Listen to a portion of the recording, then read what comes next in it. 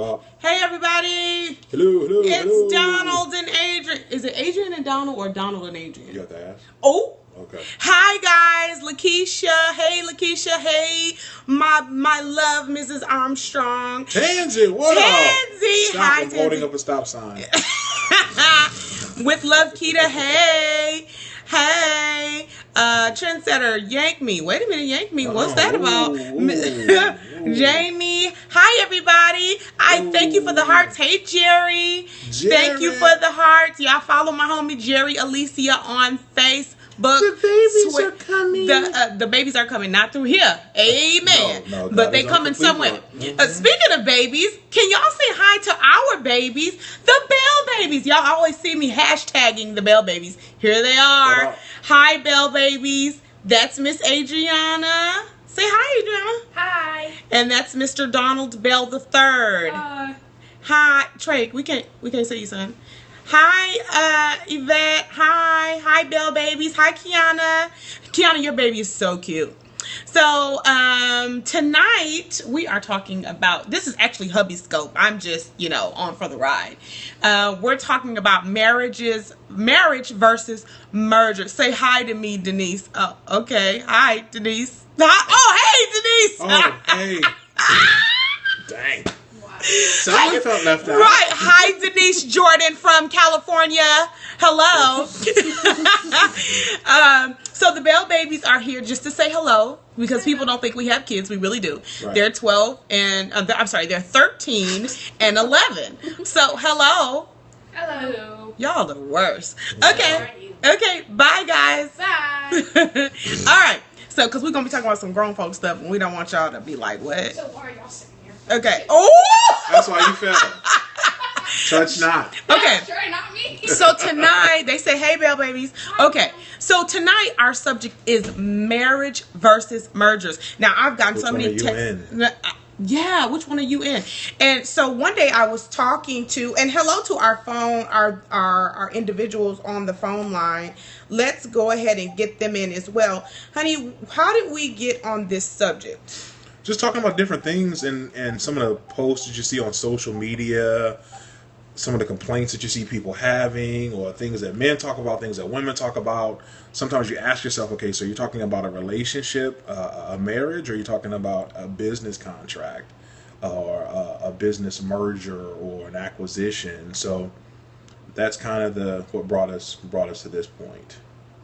Hello, everybody that's on our phone line, the Wife Ability line. Thank you for joining us tonight, along with our Periscope family. So, honey, we talk to so many couples who are in relationships with people and for the wrong reasons. They're in relationships, and some people don't realize. They're like, well, I'm with this guy because he pays my bills. I mean, some people are just upfront with it. They're like, look, he's paying the bills. I ain't trying to work 75 hours like I used to. So I'm with this guy because he pays my bills. Husbands now. This is husbands and wives. We're not talking about boyfriend, girlfriend, shacking, sleeping together for 6 months, and then you got a new boo. We're not even talking about that. We're talking about people in marriage that are together because it's a business deal. Yes. It has nothing to do with love, nothing to do, even with the children, has nothing to do with sex. I know couples that don't have sex. Sleep in different rooms. They sleep in different rooms, but it's especially in the church. Unfortunately, you have the pastor and his wife who they've been together so long, they don't want to. Hi, Linda and Melvin. Oh, hi, Linda and Melvin. But look, they ain't got no picture on there. That's an inside joke. We're gonna keep going on that. But anyway, so as far as the couples in the church, especially the pastors and the first ladies and things like that, what they tend to do is they stay together for the church because they want it to look a certain way. They want you to pay your tithes and give your offer. It's good for business. And Donald Bell and I decided we weren't going to be that couple. We weren't going to be that couple where we're one way at home and one way at church. Now, I was so gangster with mine early in our marriage. When I was mad at him at church, I didn't sit by him in church. I know y'all don't judge me, but I was just that girl. She needed deliverance. I did. Hey, Shashawn, I was wrong, but I was real. Okay, I was sitting in church. Now, what I did do, I was never mad at you when you had to preach, because he is a minister of the gospel. So when he had to preach, I'd be like, preach, baby. They'd be like, sit down, heifer. He ain't all that, right? But seriously, I kept it real though. I kept it real, but I refused to have a fake marriage. I refuse to have a relationship where it's only about what's good for business, what's good for the bottom line, what's good for that. So we're going to talk, Donald's going to talk a little bit, and we're going to take some questions via Periscope or via phone. Those of you that are on the line with us, thank you so much for joining us. If you have a question, just hit Tansy, remember my messages. Go, girl. Stop sign. Just hit *5 on your phone and we will take your questions. So if it's something that you hear that you are like, I don't know about that, then let us know. I'm sorry, Lakeisha's frozen. No, okay. Lakeisha, go back out and go back in, boo. Okay. It's all good. Don't be talking about my friend. I'm just playing. Okay, so before we get into the lesson, I first want to invite you all to the Wifeability Summit. It's for married, singles, divorced, widows. It does not matter. Everybody. And guess what? Donald and two of our great friends, male friends, are going to be doing a class called 3. You forgot my boy in the thing. I said You said 2 of our friends. It's 2. No, it is 2. I'm telling you, it's 2. Oh, I'm sorry. I didn't get that memo. No, it's okay. God loves you, though. Wow. And so do I. Wow. But I'm going to be there. I don't know who else. So anyway, the class is called, the class that he's teaching is called Understanding the Mind of a Man. Understanding the Mind of a Man. It's going to be a short class because we don't have a mind. Oh, don't say that. I'm just playing. That's what you be thinking. So I just said it. You hashtag that. You're doing a lot. So I want you to go on wifeability.com. I want you to register today. Early bird registration is over January 31st, but final registration is April 15th or until we are full. And many women are excited about coming. And when they found out that Donald and his panel they were going to be doing a class, they said, oh, I definitely have to come. So make sure you share. We're talking about every and anything, okay? If I get too uncomfortable, I'll let y'all know. Absolutely. Oh, we forgot to say Happy New Year. Happy New Year. Happy New Year. Woo, all that stuff. We made it. We made it. Thank you, Jesus. Thank you, Lord. I ain't seen somebody else's last year. God is good. All right. Okay. So we did that. All right, and then what else? This year, husband is going to do more male-focused scopes, where he's going to be confronting the men. Honey, can you talk about that? Yes, I'm going to be stepping out of my box a little bit. She's the kind of the social, likes to do all of that and all of that and all that. So I'm going to do a little bit more on Periscope.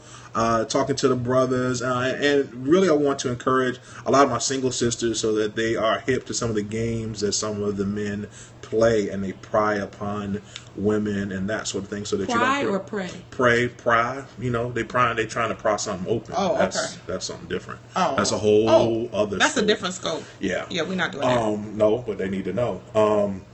So just letting sisters know kind of some of the games that men play, and then some of the struggles that we as men have, so that you all understand what you're getting into. A lot of times ladies don't do all of the research behind a man. They don't know his background and what he comes from. So later on in the relationship, it's like, why is he struggling with this? Why are we going through this? Right. Well, his daddy went through that. His granddaddy went through that. Right. Or that's how he was raised, or they didn't hug in his family or whatever. Right. So now you wondering why he's not affectionate. And it's at a point where you need that affection in a relationship. You got daughters now, you got kids now, whatever the case may be. So I'm going to try and do a lot more along with that. Love your shirt. Get your house in order. Yes, thank you for bringing that up. Yes. Shout out to my nephew, Renald Kent. He put these shirts together. Hit him up at Renald Kent, I believe it is. Yes. And you can order your Get Your House in Order shirt. That is our goal for 2016. That is what we are doing. We are getting our house in order. The Bell babies, they got to pray. That we're teaching them to pray.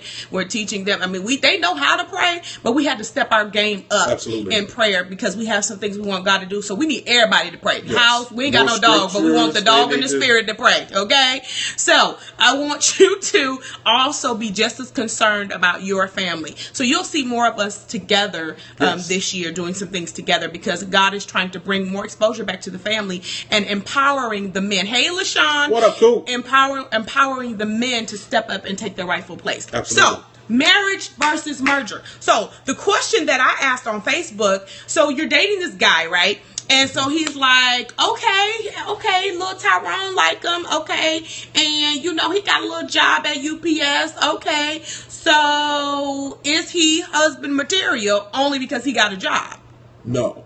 Okay, so let's talk to the single sisters, because normally we start out talking to people have a misconception that wifeability is only for wives. Wifeability is for women, because women were made for relationship. So if we're saying something, no shade. I'm just saying, UPS is a job, but wait a minute. But these helpers out here, they like, he need to be a doctor, he need to be a lawyer. Boo, that's you just can't not the read. only prerequisite. You can't read. Why do you want a lawyer, ma'am? You can't read. Why do you want a doctor? You don't go to the doctor. Why do you need a doctor? Okay. But anyway, so let's talk about first what a merger is. So we know what marriage is: the covenant between God and a husband and a wife. So we got that. So what exactly is a merger? Because some people are like, now what's that? A merger is when one company, two companies come together and they decide to merge to form a new company.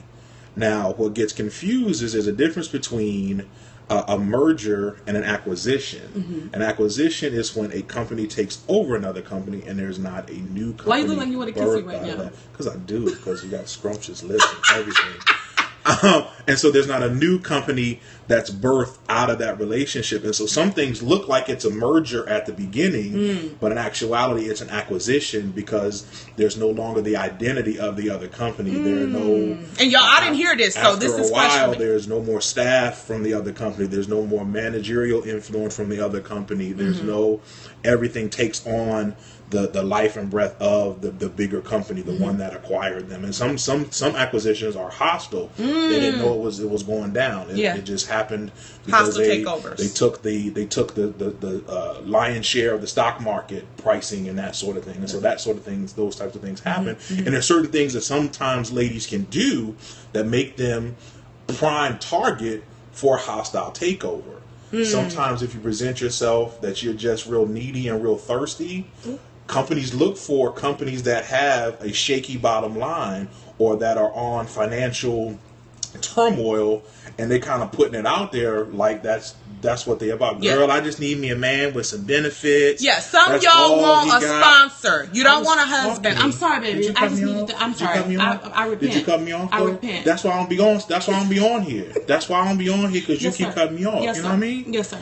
Whoo! I'd have came all out the spirit and everything. Get back in the spirit, baby. You need me to help you? No, you won't do that. You'll give me stay in flesh. So, no, but some ladies just, I just want a man with some benefits. And that's what you get. You get benefits, but then you need him because he's beating you, so you need the medical benefits. Oh. So, it's stuff like that women sometimes can present themselves as being thirsty and will make themselves a prime target for a hostile takeover.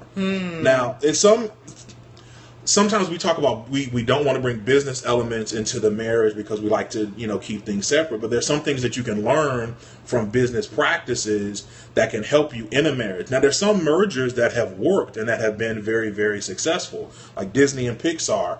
They merged and made a very, very wonderful company. They've had some of the top selling movies of all times and that sort of thing. Exxon and Mobil, they merged.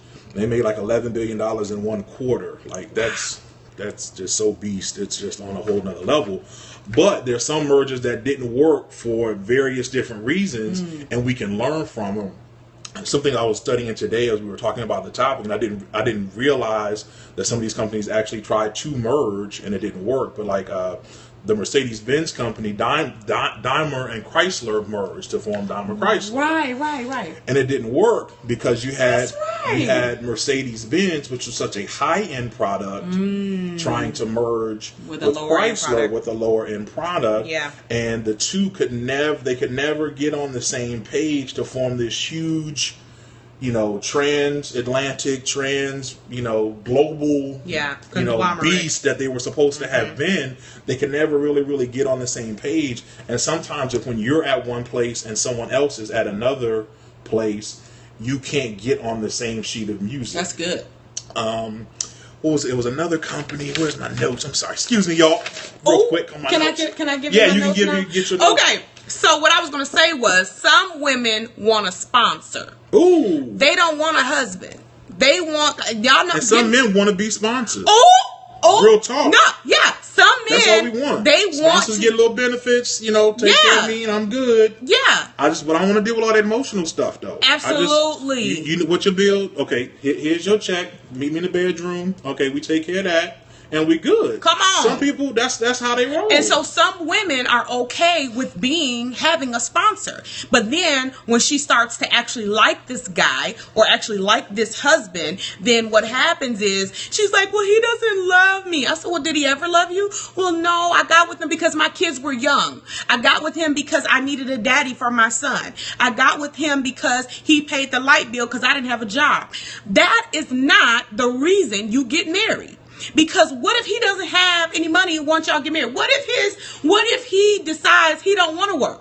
What if he say, you take care of me? So when we go into these relationships, we have to make sure that our motives are pure. Because when I'm telling you, when crisis hits your house, that's when you know what your marriage is really made of. When crisis hits, when your mama die, your daddy die, somebody ain't got no job, something happened to one of the kids, your mama don't like him, the mama don't like you, the daddy don't like the husband, whatever the case may be, when crisis hits, you got to have a foundation. So if you started out being a merger and then you're trying to figure out, why we can't figure this out, because you never had the right foundation.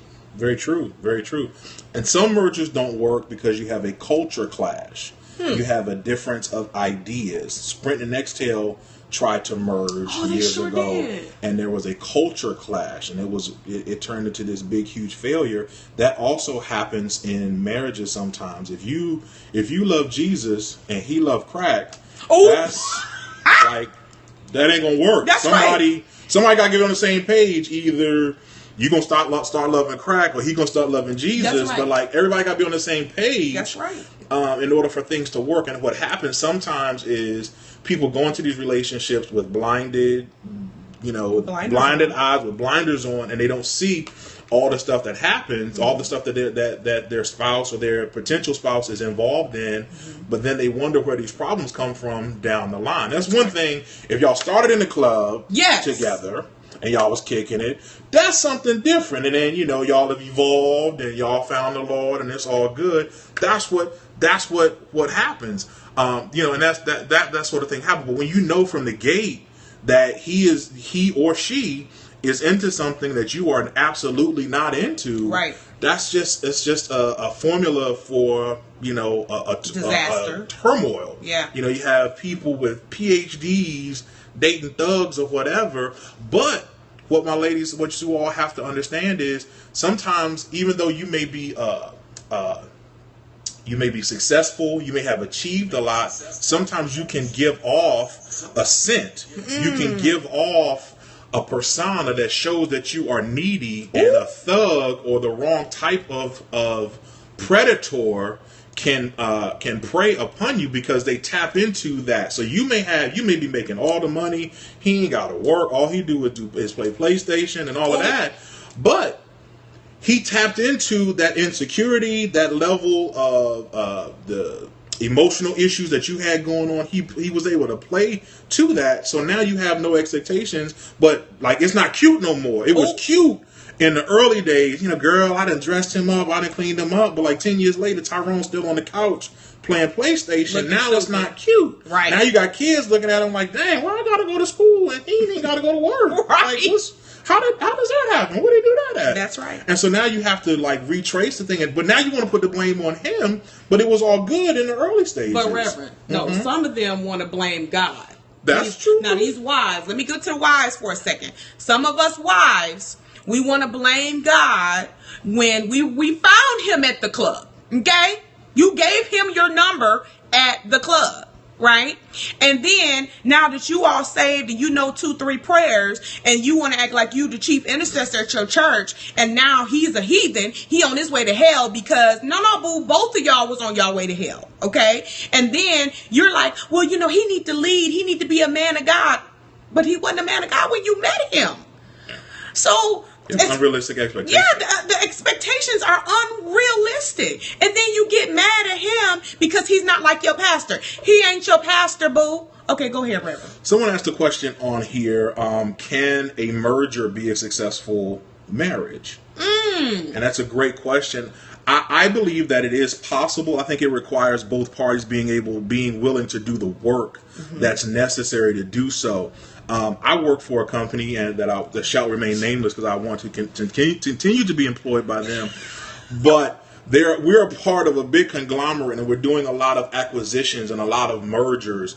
And sometimes what can happen when you're going through a lot of mergers and acquisitions is that because the bottom line is so healthy, a lot of the smaller underlying issues can get lost, and then years later they resurface, or something that wasn't quite thought through when we made the acquisition or we made that purchase now is becoming a problem. And so one of the biggest issues in our company is communication, because all of our systems aren't on the same platform. You got one system that runs by this type of server or one set of software, so you have to access 4 and 5 different screens to do one task. And so there's this big project to put us all on the same platform to where we're communicating and doing things the same way. And it's going to make us more efficient. It's going to remove some of the redundancy that we have.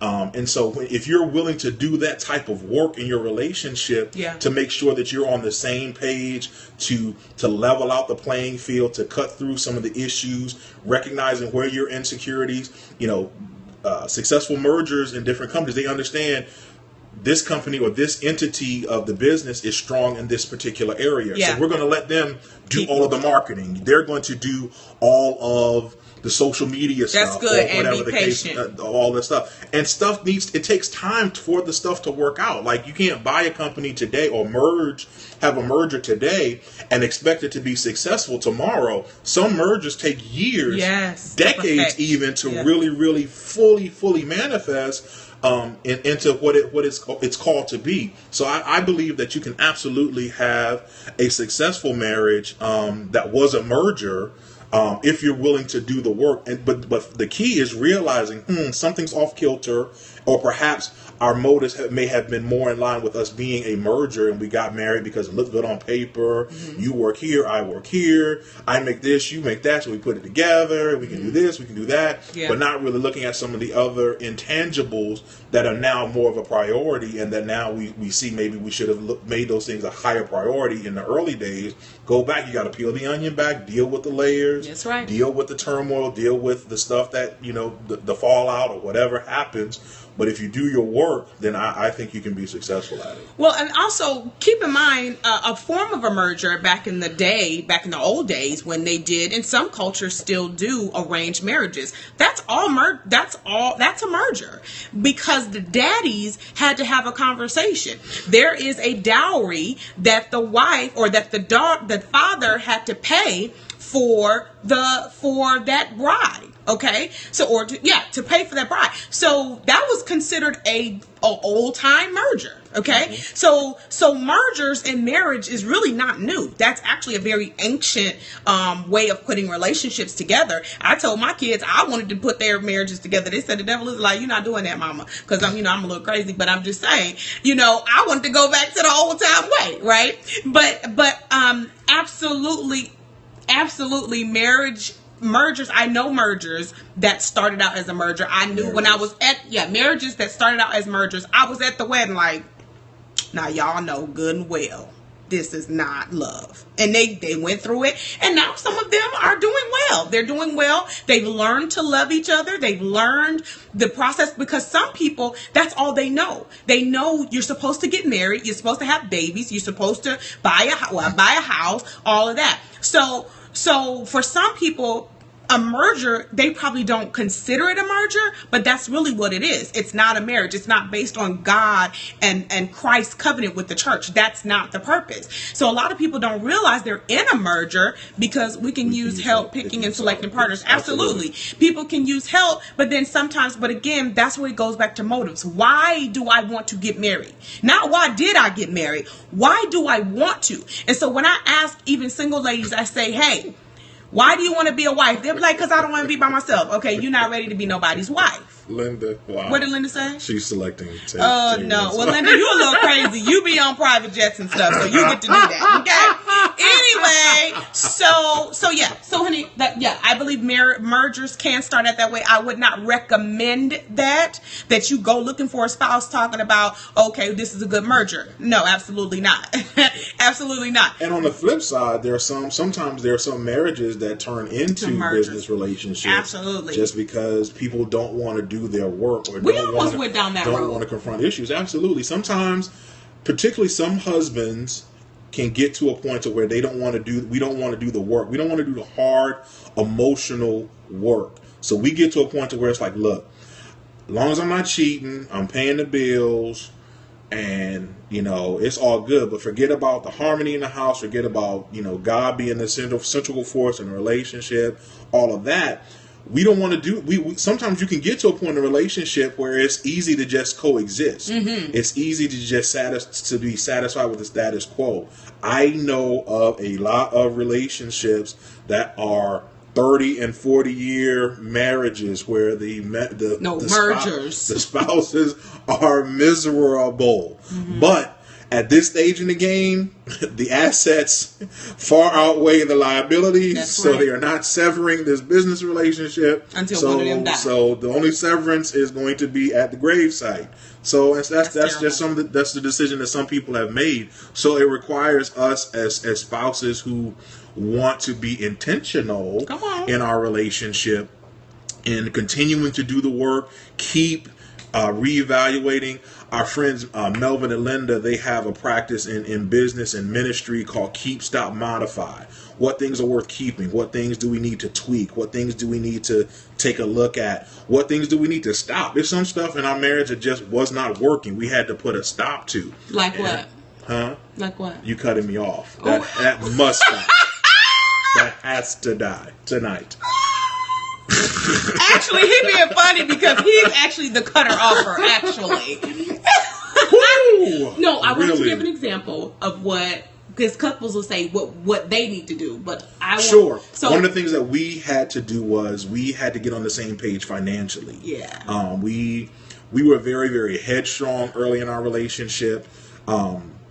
And so she wanted to do her thing. I was like, okay, well, do your thing. We just meet in the middle or whatever. But it was hindering our process together, and we were making a lot of emotional decisions financially, and not making sound decisions financially and that sort of thing. So that was one of the things that we had to stop. Yeah. And now we're on the same page, and so now God, once you get on the same page, and God sees where your heart is, that is where the supernatural starts to unfold. That's where you see the grace and the favor, and then you start getting favor and stuff like the jobs you weren't qualified for, you get, and you get qualified for financing at an interest rate that your credit was not supposed to get, that sort of thing. So yes, absolutely, we definitely had to. And then there's some stuff that you have to modify. Absolutely. Take a look at it. It may be working, but maybe we need to turn it up in this area or turn it down in this area and that sort of thing. So shout out to Melvin and Linda with the is it LTI, LIT training. Keep, Stop, Modify. Never forgot it, Doc. I didn't forget. I listened in the class. Yeah. So these people are actually probably one of the reasons why we're still married. We've been married. For those of you who don't know, we didn't even introduce ourselves to the new people. Okay. So my name is AdrienneEBell. I am a relationship strategist. This is my wonderful husband, Big Don. That's what I do. It's Donald Bell. Okay. Don't call him Big Don. I don't call him Big Don. Okay. That's not too on much. the Periscope. You don't. Oh, you're doing a lot. And so I am the founder of Wifeability. My husband is on the scope with us tonight to talk about marriage versus merger. So that's what we're doing. Because they're like, who is AdrienneEBell? Who is she? Why is her husband on here? And then we hashtag business and mergers, so people thought they were talking about businesses and they got jacked up. But I mean, we are. So, I know. In the middle of the show. show. Jerry, Sorry about that. You know what it is. I was really excited to talk about this because I love to hear my husband talk about anything, actually. Because, the words is what got me, y'all. The words is what got me. So if you have any questions, go ahead and let us know on Periscope. If you're on the line, hit *5 on your phone and we will answer your question, or you can inbox it, you can email it, whatever you're comfortable with. So, honey, what other notes did you have regarding marriage and mergers? There have been some very, very well thought out mergers in the past that did not work. There was the New York and Pennsylvania railroad companies, like back in the 70s. They tried to merge. It looked good on paper, but in actuality, they had been lifelong rivals. And sometimes you just cannot be business partners with a rival. And things did not work. Things did not pan out. And they were not able to keep up with the ever-evolving, changing strategies of time, efficiency, fuel. People stopped taking the train like that and found other means of getting their products, goods, and services delivered. And so that did not work out. Also, you have sometimes where some companies, they will try to reinvent themselves through a merger and they won't stay in their lane. Right. Sears and Kmart merged to go after Walmart and Target. And so you have to realize what your strengths and what your weaknesses are and play to your strengths and try to augment your liabilities. And what Sears was trying to do, their bread and butter over the years has always been their appliances and their tools. My granddaddy had tools from Sears because they had a lifetime warranty. So if it broke, you just took it back and you got a new wrench, you got a new screwdriver or whatever. But once they did this merger, they tried to play to try to compete with the big box, with the big end stores, Walmart and Target, by some of your Sears soft essentials and the soft lines and all that kind of stuff. And they tried to play to that, and that was never their strong suit. They should have kept playing to bigger and better washing machines, bigger and better dryers, bigger and better humidifiers or whatever. Right. They should have kept playing to that. And it's true in a relationship. You have to stay in your lane. You have to know you and your partner's strong points and your weak points. Your husband or wife. Say husband and wife. Yes, that is very true. And you know the thing, I was watching this one of my favorite teachers is Bishop Darrell Hines, and he showed me something. If you can pull up an old definition of family from like the 80s, or the definition of family from like the 80s, it'll say, the coming together of a man and a woman, a husband and a wife to have children. But now if you look it up, it'll say the coming together of two persons, the coming together of those who want to be together in a union. So it's just funny how little tweaks like that have just changed the game, just little subtleties, so where now it's like, and it's just like common play now, like the dictionary's changed. Yeah. But what was I saying? I have no idea. I don't know where I was going. Whatever you say. I was just going with it, and I'm just way out here now. I'm just like in the dictionary at this point. I can't deal. But you have to play in relationships, strengths and weaknesses. You have to play. Thank you, Miss Motley Jr. I was at Sears. Thank you. You have to know what your spouse's strong points are and what your weaknesses are. I am not as organized as Adrienne is, and so Adrienne, I would be stupid to not allow her to have full reign in that area because she's stronger in that regard. Math is my thing. Don't go there. Don't go there. Don't go there, Donald. Why are you cutting me off? Because you about to say something. I wasn't going to throw no shade or yes, nothing. You were. My wife, who is professionally in accounting, is not as strong in math. So that's my area. Finance and math is my area.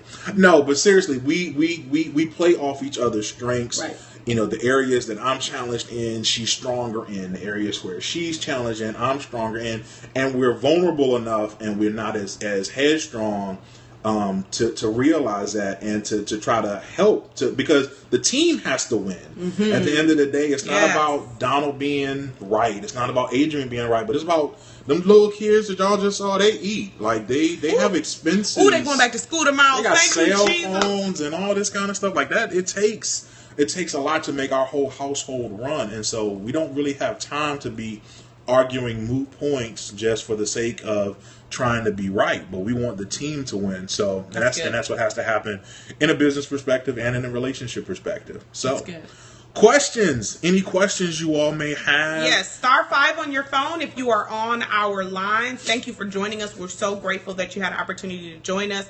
And then those of you on Periscope, thank you for hanging in there with us. So go ahead and ask your questions. One question that I had that came through, honey, which was actually a real question that we put on the page, when we talked about women who are engaged to men because of what he possibly could do. Men who, can you address the men who get with women so that he can help her, she can help him raise his children? Yes, it goes back to motives. A woman should not marry a man because she's looking for a fill-in dad. A man should not marry a woman because he doesn't want to deal with his children and wants a woman to raise his children. Now, the byproduct, the bonus of it is, when you meet someone that is the total package that loves you and loves your children, then she's going to want the best for your children. He's going to want the best for your children. But if you go into the situation, that's what you're looking for, you're going to get played. Again, like I was saying, sometimes women, you give off a scent or you give off something that's what you're looking for, then you're going to find a man that, he will meet that need. But what y'all going to do when the kids grow up? Like, ooh, that's why empty nest is such a crazy it's a real deal. Some people, some men, and particularly some women, because in some situations, 15, 20 years ago, more women stayed in the house, raised the kids, whatever. Their life centered around the kids and their activities or whatever. So a lot of ladies particularly struggle when they get to the empty nest situation because it's like, I don't have any lunches to prepare. I don't have anybody to look out for. I won't have that problem. Whatever. Okay. We're, it's not the thing because we're working on our marriage. So we're going to enjoy. Yeah. We have a 30-day cruise planned for when Adriana graduates. Believe it. So when y'all see the post, do not be surprised. Yes. We're dropping her off at school, making sure she's straight, and then we're getting on the boat. Amen. So that's what happens. People's motives are jacked up. But people in the name of wanting to do the right thing by their kids, they will do that. I just do anything for my kids. Or whatever, you know what I'm saying? I need a mother for my child. Okay, well, let's worry about, first of all, are you ready to be a husband? Let's start there. Are you ready to be a wife? Then you can start looking for the qualities that you're looking for in a spouse, and then the love that they will reciprocate will be shared. Absolutely. Of course, because you're being paying. Amen. So yes. So what if you're not looking and just want a meaningful relationship? That's good. Well, it depends on what you mean by meaningful. Yeah, can you expound on meaningful? Because some people have different meanings. Yeah, meaningful means I want friends with benefits. I want to be able to have sex when I get that itch, and then I want him to go home. Now, see, the Lord knew that I should get married. Amen. Yes, sir. That's prophetic. Everybody knew that, well, not everybody, but the Lord knew that I needed to marry my husband because I was going to be off the chain. Okay? I knew that I needed a covering. My father was my covering, and then I went straight and was with my husband. So I've never been uncovered. And that's why when I'm begging single women, please make sure that your covering is intact. You may not know who your father is. Get under a man of God that's not trying to sleep with you. Amen. Get under somebody that you know that you can trust, a big brother, an uncle that's not trying to touch on you, okay? But get under somebody that you can learn life skills from that you may not have been able to learn from your father, right? But we have to make sure that in this journey of life, that when we are choosing a meaningful relationship, I didn't have to get with Donald. He didn't have to get with me. But it was a decision that we made so I've been with him since I was 19. right? So I've pretty much been with him my entire adult life. So, but it was a decision that was best for me, and it was meaningful for me, right? But for some people, meaningful is I just want somebody to go shopping with. I want somebody to go to dinner with. I want somebody to go to the movies with. What does meaningful mean? If you want a companion, some people want to get married because they don't want to be lonely. That is not a reason to get married. I'm sorry. I know you will be lonely married. There are days we were laying next to each other in bed and he felt alone and I felt alone, right? Or we had too much pride to even talk to each other because we didn't want to deal with whatever was going on. Thank you so much. Thank you. So whatever was going on at the time, we didn't want to deal with it, right? So you have to define what is meaningful. What does that mean? What does that look like? That's what a lot of our single sisters, they struggle with the list. You know, he's got to be tall, dark, handsome. He has to have a car, has to have a career. Now, don't get me wrong. I'm for the list, okay? But just make sure your list is realistic, okay? And understand, you can price yourself out of the market on your list. Stella, baby. You better use those business terms, sir. We're talking business stuff. Yeah. Your margins can put you in a position to where you're no longer profitable. Please understand that. I can't. So, but back to... So how did you turn your relationship around? Okay, we'll get to that in just 1 second. Yes. Great question. Yes, I did say price yourself out of the market. Yes, I did. So back to the meaningful relationships. Yes, you can have a meaningful relationship with someone of the opposite sex that is not a sexual nature or even of a romantic nature. However, those boundaries have to be clearly defined at the onset of the relationship, particularly for us men. Because a lot of times we'll go into situations like, we just cool, that's my big sister. But if at the given moment, if the right circumstances avail themselves, we would not have an issue with changing the scenario. So just be very, very careful when you talk about meaningful relationships. It sounds like you're talking about companionship, somebody you just maybe want to hang with or whatever, which is cool. You just have to be very, very careful. Take precautions in scenarios you put yourself in. Don't be having nobody over your crib. No Netflix and chill. Netflix and chill. No, stop it. Yeah, just that sort of thing. Yeah. So someone asked, how did we turn our relationship around? Well, the question is, we're turning our relationship around. It's a process. It's a process. Dealing with her is an ever-evolving process. Y'all pray my strength in the Lord. It's been 18 years. We're still getting there. My husband told me he had a list and put it in the Bible. I had Hey, now tell your story, baby. Tell your Tell your story. Tell your story. Thank you, Miss Rhonda. That was prophetic. Thank you, Daddy. You sit First and foremost, how we are turning things around is we made a decision that we were not we decided we were not going to have a status quo relationship. Yes. We refused to be that couple that just coexisted. We had gotten to the point to where we weren't going to divorce or anything, but we were going to be. I mean, you could have bounced it. It was going to be. You wasn't getting no alimony. Oh! I got people in high places too. But we had gotten to the point to where we were just agreeing to be partners and roommates and just peacefully coexist. And we got to a point to where we were like, that's not enough. We want more for our relationship. And so we've had to do the hard work. I had to do some soul searching and look in the mirror and make some changes to make me a better man, which in turn has made me a better husband. And she's been receiving the byproduct of that. And the reverse has been true for her. Just taking a look at herself and some of the things, because a lot of times a lot of the issues we were having was communication. Yeah, we were trying to say the same thing, but we were communicating it in different ways, or we were always on the defensive, like trying to predict what the other one. Like, okay, I'm gonna say this, and then she gonna come at me with the whoop de whoops. Then I'm gonna hit her with, you know what I'm saying? You ain't gonna try me, and you spend like. I used to have conversations like on my way home, like, okay, so she gonna trip because I know she saw that email earlier today and she just said K on the response. And I know that K means she really gonna tell me something when I get home. So then she gonna say this, and I'm gonna say, well, had you all done what you were supposed to do, then we wouldn't have been in the situation.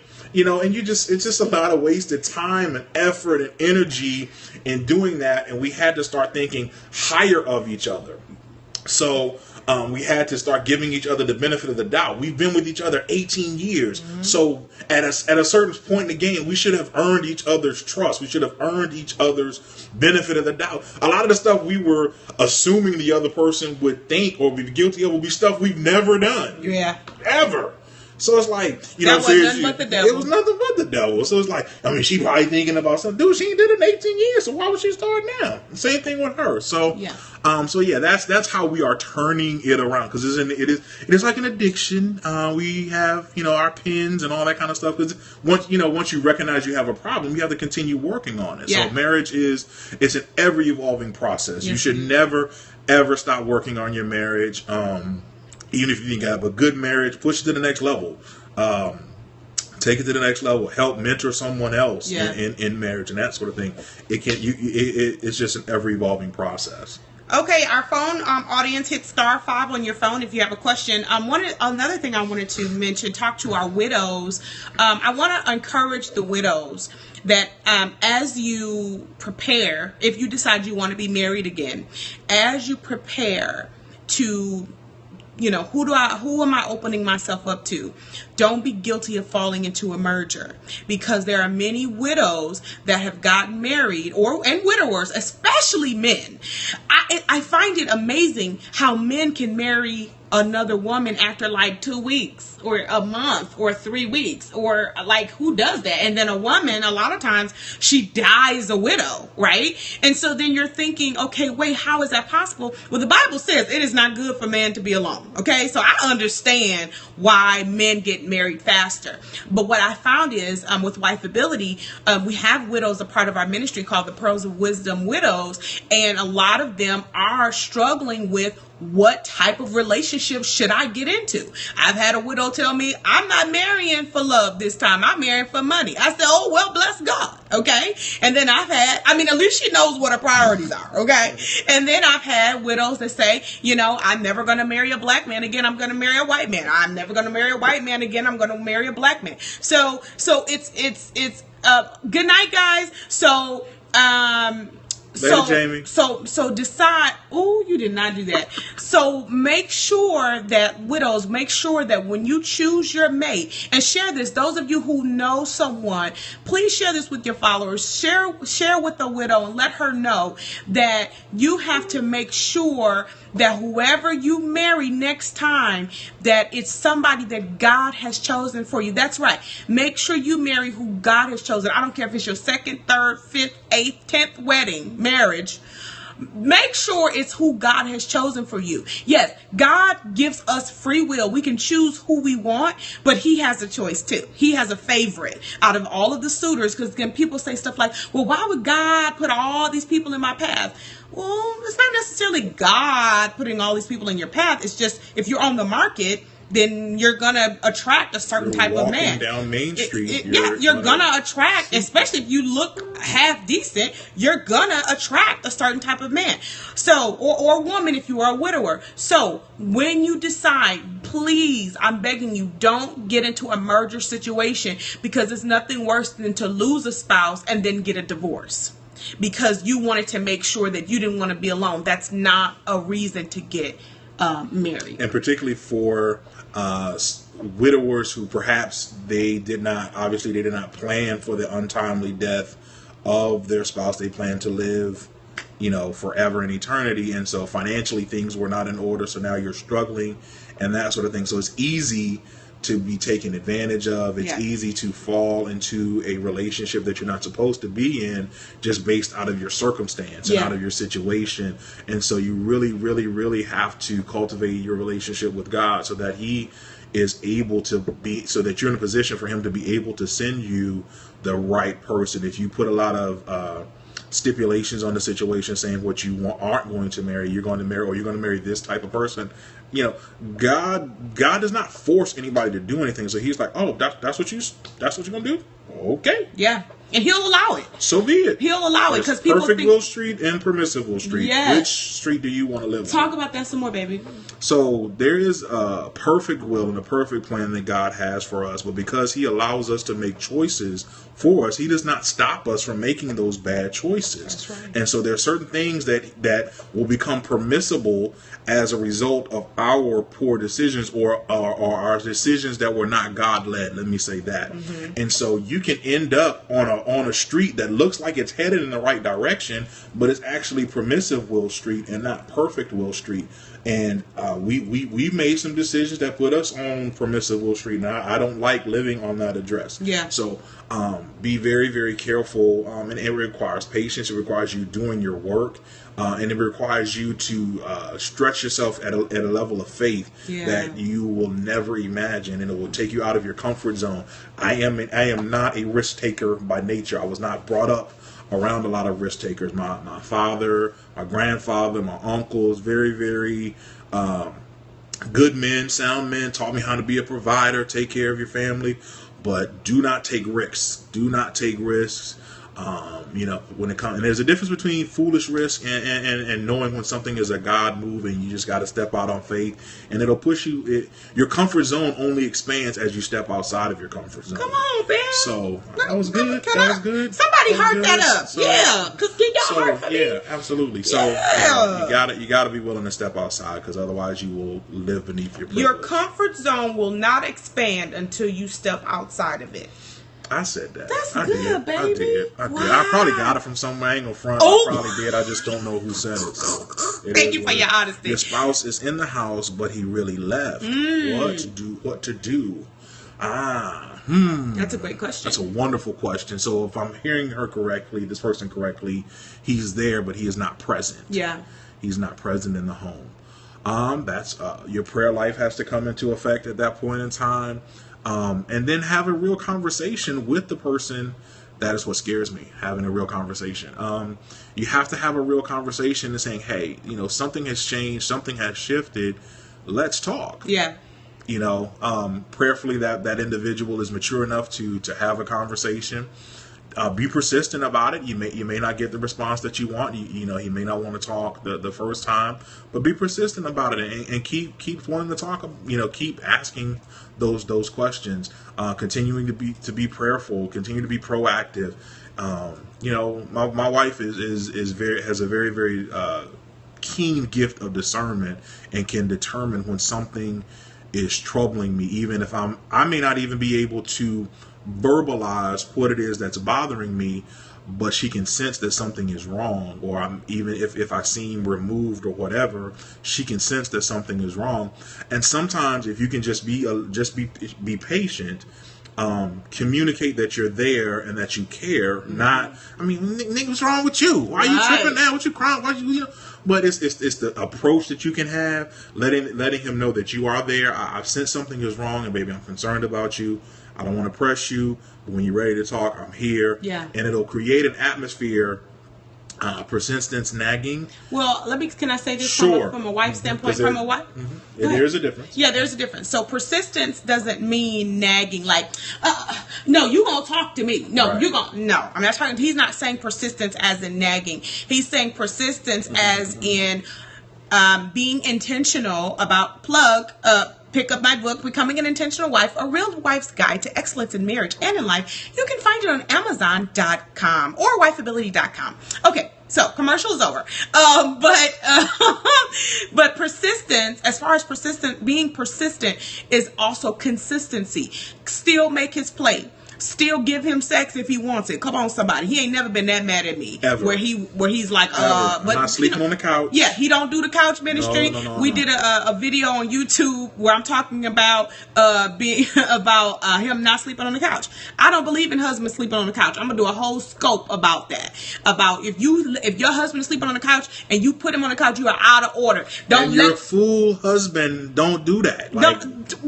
You pay especially obviously, if you Please pay the understand, bills in the house. if you care to sleep on the couch, that's your free will. Yeah. I'm not sleeping on the couch. Okay, so back to the husband who checked out. Okay, so clearly there is something. What you do is, here's the strategy.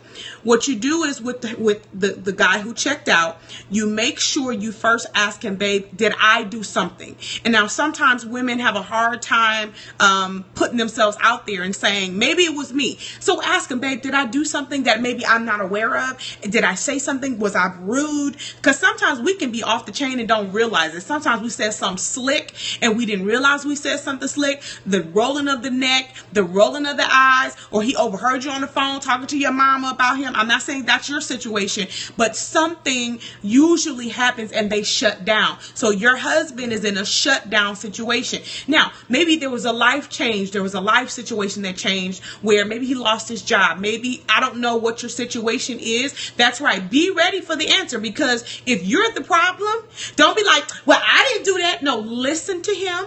Write down what he's saying as he's talking, so you can go and pray and say, God, did I do that? Okay, I'm sorry. That's his truth. That's his truth. Even if it's not what you witnessed, or if your intention was not to hurt him, he still got his feelings hurt, right? And that was a tough lesson for me to learn as a wife, because I'm like, I'm saying, no, get over it. And he's like, no, I'm still mad, right? Whereas with me, I might be mad, but I'm done. I'm done with that situation. But men are just a little bit different. And so persistent, let him know you love him. And sometimes, and I know with husband, if I shut down, it makes him shut down even more.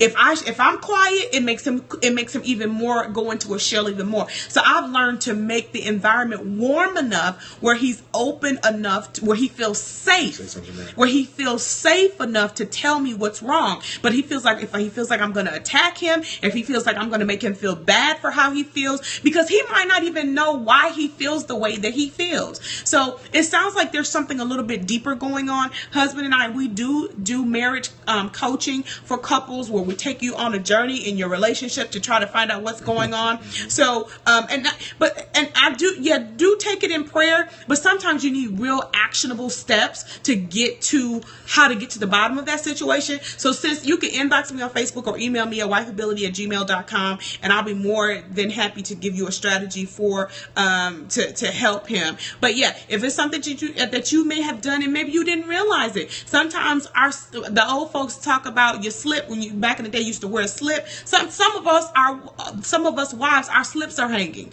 We are out here looking stupid. We think because we cook, clean, have sex, and we're doing all this crazy foolishness that's what they want. My husband could care less about some dishes.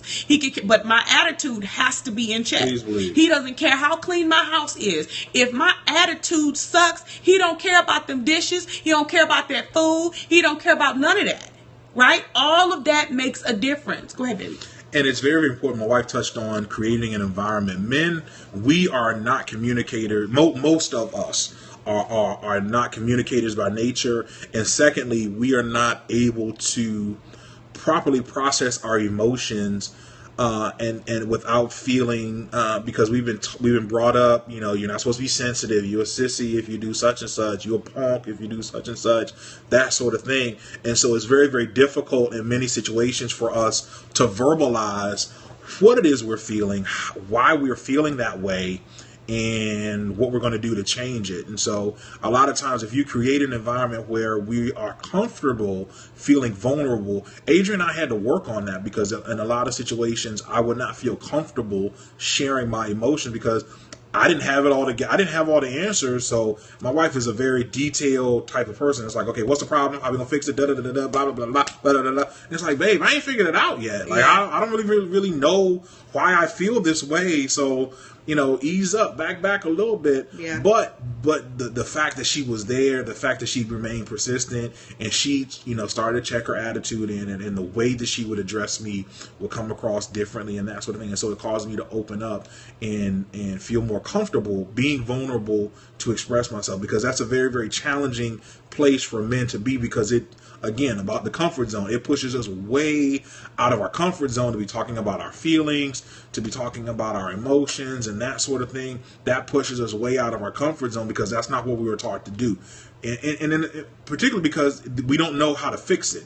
We are fixers by nature. Yeah. So there's an X problem, so there must be a Y solution. And that frustrates us when we can't figure it out or what's bothering us. And so it's very, very vitally important that you all as our helpmeets create an environment where we feel comfortable expressing ourselves around you. Don't bring it back up. That's why you was a punk, because you was crying the other day. And right. Ooh, trust me, that'll be the terrible. last time he cries in front of you. That sort of thing. So, just remember those types of things. And, because the better environment you create, then that breeds an environment where the communication can improve that much more. Like my wife says, when she shuts down, I shut down. So then we got to go back and peel all those layers off, and then that hinders our progress. But now that we're at a point where it's like I feel comfortable being vulnerable around it. So what's happening more frequently now is I come to her saying, you know what, this is how I'm feeling. Help me process through it. Mm-hmm. And so now she knows, hey, I have him at a place to where he's reaching out for help, and then she doesn't mishandle that. Mm-hmm. She doesn't mishandle that situation. And it took a while for me to understand that. She's like, oh, he's reaching out. Okay, babe. You know what? We're like puppies to a certain extent. We like our praise, so she'll give me my praise. Baby, I appreciate the fact that you felt transparent enough you felt vulnerable enough to be transparent. And use the word vulnerable. Yeah, and taking accountability. If I tell her something hurt my feelings, she's gotten to a point where she'll take ownership. That is huge for us as men. Yes. Because in our book, in your eyes, everything is our fault. Yeah. So in the 1 or 2 times when you are at fault, we need you to admit it. That's right. Because that's huge for us, because it's like, she ain't even practicing what she preaching, man. She all this she ain't even do what she trying to tell me to do such and such, and she did such. That's right. That's right. So we, and all of these communication mishaps, that's what the enemy just like to keep stirring all the time, because that's keeping us from communicating and being as effective as we can be. It's like the teacher on Charlie Brown that's like, wah, wah, wah, wah, wah. Like, that's how we process. Honey, that's not from our generation. We don't know anything about that. That was shade. And I'm shutting down. No, I'm just kidding. I always tell me and my old self is shutting down. He's only, how many years older are you than me? Oh, you wow, really? Oh, that's what we're doing. Okay. What is it, 5 years? You don't? No, you I'm don't serious. know? It's 5 years, you right? You don't. So anyway, y'all, good night of those who are signing off. If you're on the line and you have a question, hit *5 on your phone. We'd be more than happy to answer your question. There was a question that came and they said, what do you do when you're basically trying to wait patiently for this guy to ask you out, and then he doesn't ask you out? Like, when is the right time? Never. You never ask a man out I'm because not a fan of the whole. I mean, if you don't be thirsty. Like, there's no scripture in the Bible where the woman asked a man out. Like, I looked, okay? And I was a pretty assertive young woman, so I didn't have a problem walking up to men and saying, even when I was flirting with him before we started dating, he had a piece of candy in his mouth, and was it candy or gum or something? I'm gonna say it. You just gonna put it out I'm there. put out there, boo. Oh, okay. And so he said, he had some candy in his mouth, and I said, oh, do you have any more candy? And he was like, no, I'm so sorry, I don't. And then I said, no, I want the one in your mouth. I know I was fast, y'all. I was fast. Just so nasty, stank. I was like, ding, ding, we have a winner. No, I'm just joking. No, but seriously, to answer your question, please, you said, yes, you want to wait patiently. What's the rush? If he hasn't asked you out yet, you don't want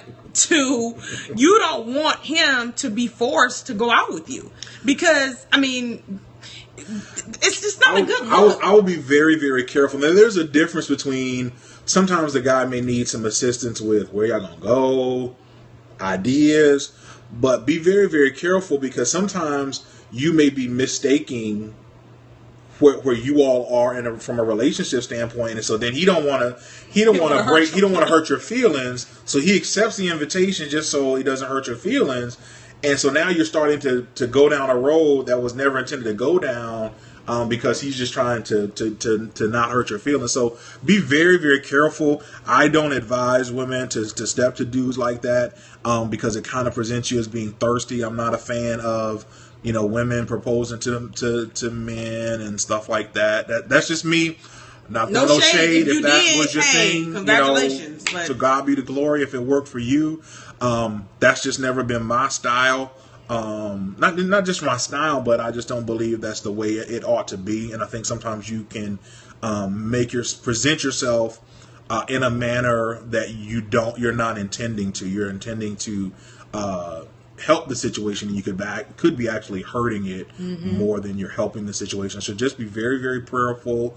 If you've been waiting a long time and he hasn't stepped up, then you may need to go back to God and say, is this really the one? Because y'all might like the same people. I mean, no shade. That's a possibility too. Not saying that's your situation, but stuff happens. We live in a wretched society. Yeah, he may not want you like that. And not necessarily something wrong with you. He's just maybe not interested.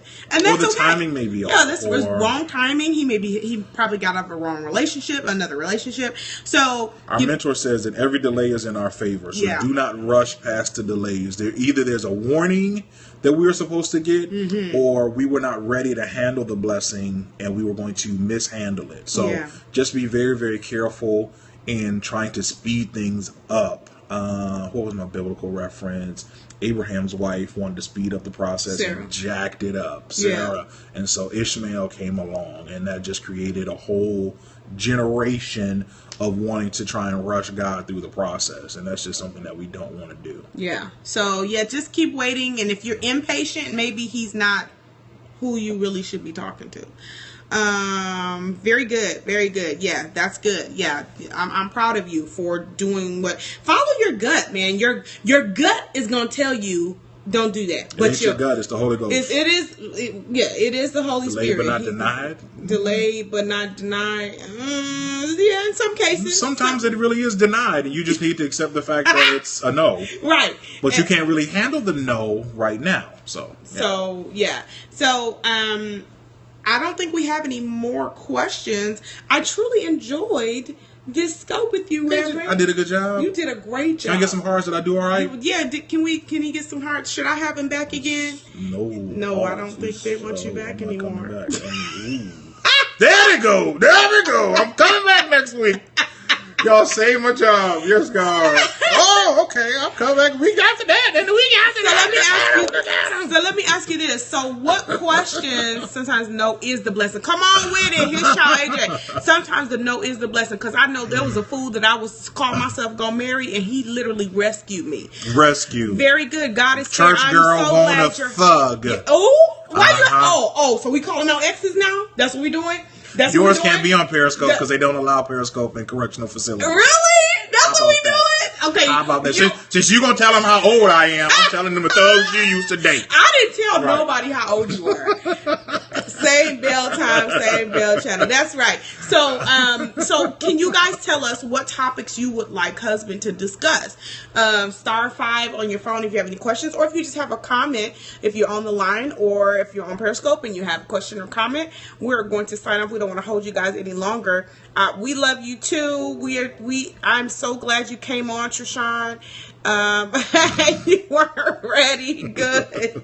Well, we were actually pretty PG tonight. We didn't really get because we can. That's a whole nother. We'll have that's to for the summit. Y'all gotta come to the summit. Yeah, we'll talk about sex and stuff at the summit. So you gotta register for the summit. Wifeability.com.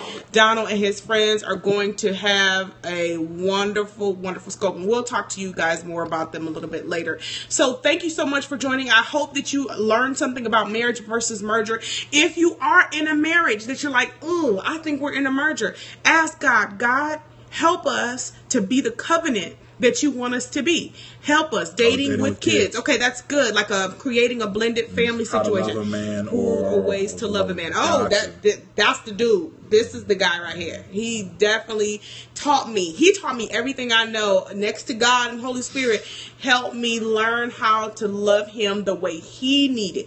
Every man is different. How do you dress, lounge in the evening? Like with headscarves and stuff? Well, I don't own lingerie, and I'm going to let you just go ahead and let that marinate. Amen. See that smile, them dimples right there? So I don't know. You might want to talk to somebody else. I have to refer you to somebody because I don't know. Okay? And I ain't got no hair, so I don't wear no head wrap. Inbox us so we'll know a little bit more more details about what you're asking. Look at him. He's stuttering and stuff. Because I think she might be talking about just attire. No, I get it. Personally and that sort of thing. Yeah, so. yeah. So we'll do more scopes together. A lot of people have been asking about us doing things together, and he has such wisdom that I'm a fan of. There's so many women that don't like their husbands, and I actually like mine. So I like him and I love him, and I plan to be with him as long as he'll have me. Wait a minute, you were supposed to tell the story what you prayed for. Thought you was gonna get out of that. It's late. It's late, and all the people. No. Tonight's gonna be a good night, girl. It's always very nice, baby. Please believe. Y'all know about y'all married ladies know about the 6-day rule now. 3 days. 3 days later, Sir. he rose up out the grave. Hey, glory. You doing a lot. Okay, so real quick, chokes on juice. Okay, We can leave that so before bed, crazy fun people. So how we met? Actually, seriously, I was at a point to where Ashley. I was at a crossroads to where I was ready to be serious about my walk with God. I had kind of one of those Damascus Road experiences after an actual concert. I'd gone to a gospel concert and had really wanted to get things in order. And I told God, I said, look, I really do want to do things right and live for you. But, you got to send me, somebody to help, because everybody that's coming along. Yeah, because them heifers wasn't doing nothing. Stop. Oh. So everybody was coming along, that was in my path at that point in time. We just weren't on the same sheet of music. Some good candidates or good people, but we just weren't on the same sheet of music, or they didn't really have standards or whatever. So if I was trying to walk the straight and narrow, they weren't assisting in that process. So they were any bad stuff I was into, they was in stuff that was worse, that sort of thing. So I prayed and I told God, hey, I need you to, help me out a little bit. And so I literally met Adrienne. Actually, we had met previously, but we didn't have a chance to have a conversation. We had met previously, and that next day at church, she showed up at my church with some of my little sisters from Hampton University. Shout out to my home by the sea.